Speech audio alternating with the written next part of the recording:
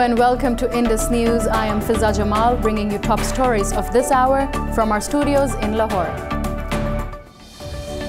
US President Donald Trump has said that American military must remain in Iraq to keep a close eye on Iran. In an interview, Trump reaffirmed his determination to pull US troops out of endless wars in Syria and Afghanistan. Trump, however, did not rule out the possibility of redeployment of troops if there is a resurgence of militant groups.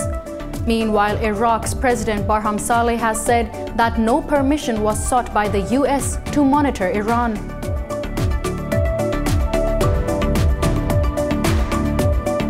Over to occupied Kashmir, where Indian occupation forces have fired tear gas and pellet guns at unarmed civilians in Kulgam district during protests against army operations. Earlier, Pakistan said that India needs to accept its failure in suppressing the Kashmiri struggle for their right to self-determination. Speaking in UK, Foreign Minister Shah Mahmood Qureshi said that Pakistan is striving hard to bring rights violations in occupied Kashmir before the world.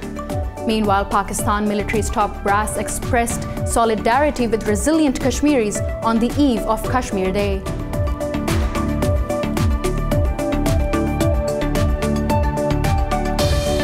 Moving on, at least 11 people have been killed and 10 others wounded in an explosion in Somalia's capital, Mogadishu.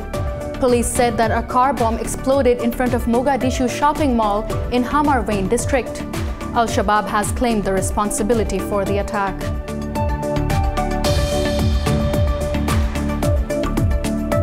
In another development, Afghan politicians have said that the talks in Moscow is the first step towards an intra-Afghan dialogue. A joint statement by the Afghan politicians participating in talks said that they will defend national and democratic values in Moscow. It said that the Moscow meeting will be complementary to the US efforts for Afghan peace.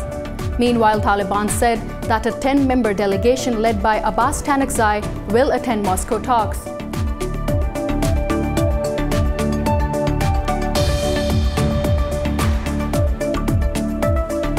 Meanwhile, at least 16 Taliban fighters have been killed and 2 others wounded in military operations in southern Afghanistan. Defense Ministry said that 2 ISIS militants were also killed in a drone attack in eastern Nangarhar province. Meanwhile, Taliban claimed that they blew up 2 government forces' armored vehicles, killing all personnel on board.